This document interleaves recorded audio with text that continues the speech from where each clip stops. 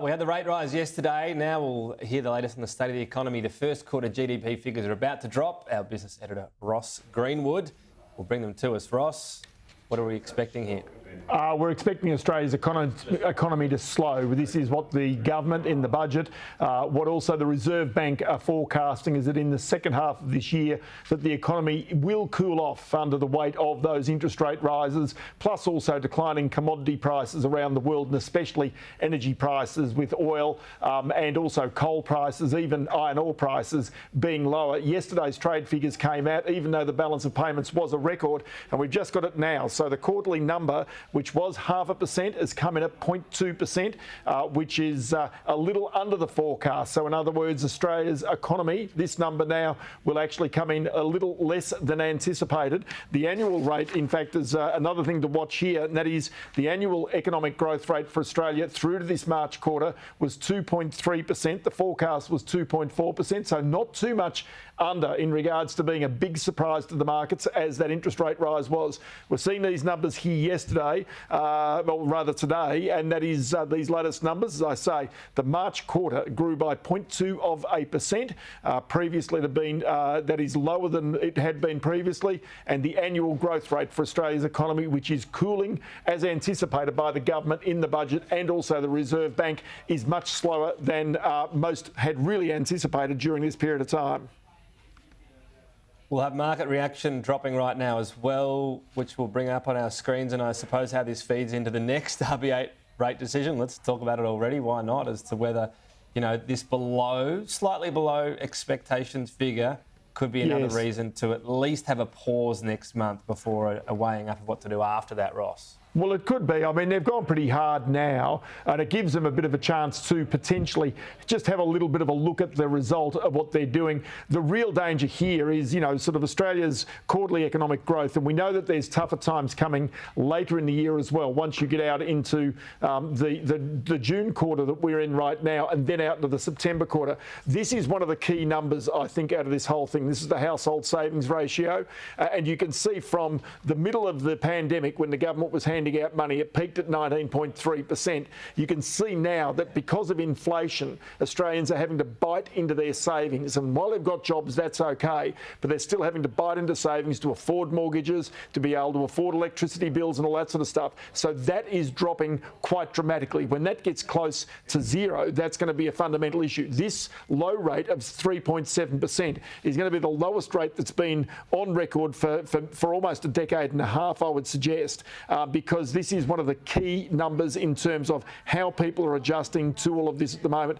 The other thing also is to look at is consumption, and basically you can see a little bit more here. Let's have a look here. This is market rates, and you can see really markets haven't moved that much on the right-hand side. This is a live price we're getting out of the markets right now. Yesterday's big jump in market interest rates, this is the one-year bond yield. That was as a result of that surprise move by the Reserve Bank yesterday. You can see here there's really not been the same dramatic movement in the money market rates. The Australian dollar, again, it's pretty quiet. It's pretty much where it was before these numbers dropped. So from that point of view, there's no big surprise in these economic growth numbers. It would seem as though the economy right now is tracking along as anticipated. The stock market here, again, it was drifting sort of sideways. It's pretty much there right now, Tom, and so that's one of the absolute keys.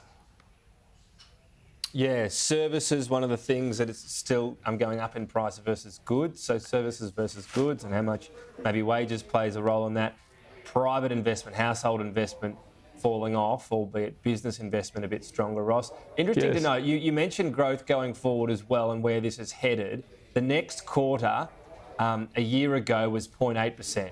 We're going to be well under that, and that tells you that growth, annualised growth, you would think after the next quarter has a 1 in front of it, and it really starts to tell the story of a slowing economy with all these rate hikes. Well, here is the thing. As you know, with these additional rate rises that many people hadn't anticipated, and with the cash rate now above 4 and likely to go even higher, then the risk of recession becomes greater. So you've already got the quarterly number at 0.2% today. Of course, it's 2 consecutive quarters where that rate is negative. That's the definition in Australia, at least, of a recession. Now, the fact of the matter is it's not that far away right now, and there are probably tough tougher quarters to come.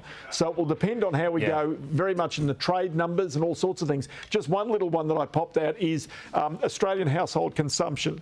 Now, it's gone through the roof and is at really, again, almost decade highs. But what we know from the retailers is that while people are still spending more, and so retail sales aren't dropping like a stone, what's happening is that the actual volume of goods being bought is being reduced significantly. So in other words, people are paying the higher prices, but they're not buying more goods. And that's a fundamental importance for, in particular, retailers, but also for many households right now. And that's almost a sign of the way in which they're cutting back. Yeah, it's a good point. And the other one you make around a recession, we always talk about a technical recession because you can have a real per capita recession, which we've had several of them, which means you're not growing as fast as your population growth is occurring there. But as you point out, if we get a 0.2, a negative 0.2 and a 0.1, I mean, it might not be a technical recession, Ross, but it'll sure as hell feel like it, right? Which is the whole point around how the economy's travelling. The technical recession matters and it can become very self-fulfilling, but how conditions are right now, the 0.2 does highlight how soft things are. That's true. Now, again, we heard this morning from the Governor of the Reserve Bank, Philip Lowe, really explaining the interest rate rise yesterday and the narrow path that he's often talked about. The problem, as I've said, is that the more you keep raising rates, the narrower and more slippery that path gets for the economy to fall off and potentially, even if it's a shallow recession, into some form of recession.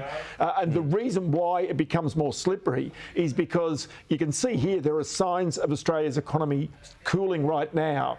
You know that inflation is still there, that the prices, particularly in the services industry, is still rising. And so the Reserve Bank is having to raise interest rates to chase that inflation.